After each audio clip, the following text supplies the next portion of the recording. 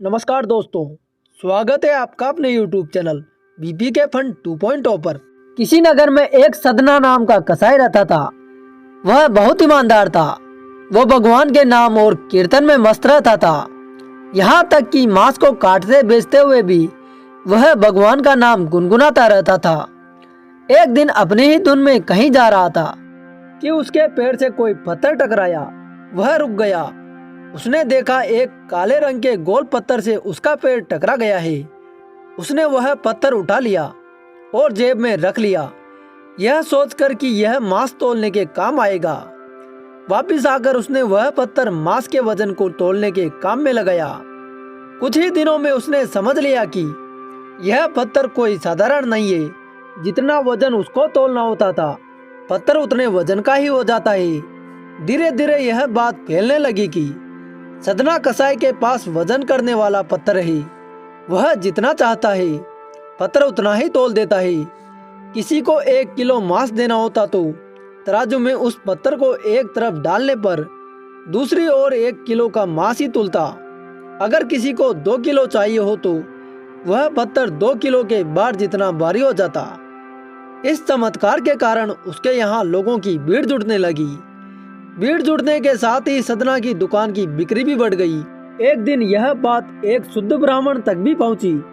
हालांकि वह ऐसी अशुद्ध जगह पर नहीं जाना चाहते थे जहां पर मांस कटता हुआ बिकता हो, किंतु चमत्कारिक पत्थर को देखने की उत्सुकता उसे सदना की दुकान तक खींच लाई। दूर से खड़ा वह सदना कसाई को मीट तौलते देखने लगा। उसने देखा कि वह पत्थर हर प्रकार के वजन को बराबर तौल रहा था। ध्यान से देखने पर उसके शरीर के रोए खड़े हो गए। भीड़ के छटने के बाद ब्राह्मण सदना कसाई के पास गया।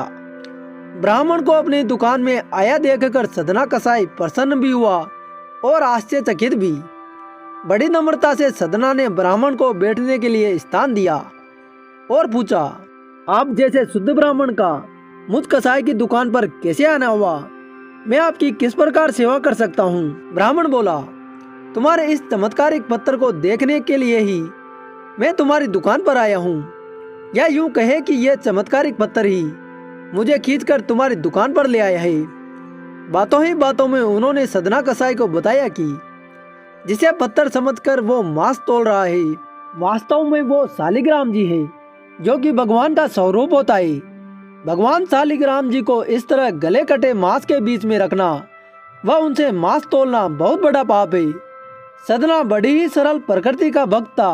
ब्राह्मण की बात सुनकर उसे लगा कि अनजाने में मैं तो बहुत पाप कर रहा हूँ।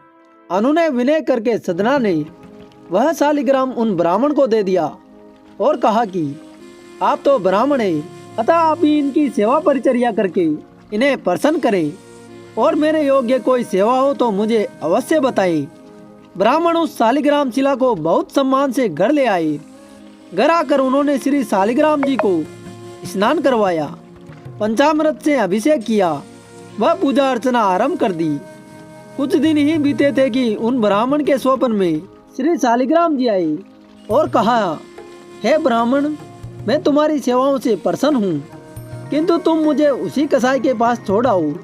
स्वप्न में ही ब्राह्मण ने कारण पूछा तो भगवान ने उत्तर दिया कि तुम मेरी पूजा अर्चना करते हो, मुझे अच्छा लगता है, परंतु जो भक्त मेरे नाम का गुणगान और कीर्तन करते रहते हैं उनको मैं अपने आप को बेच देता हूँ। सदना तुम्हारी तरह मेरा अर्चन नहीं करता, परंतु वह हर समय मेरा गुणगान करता रहता है, जो कि मुझे अच्छा लगता है, इसलिए ही तो मैं उसके पास गया था।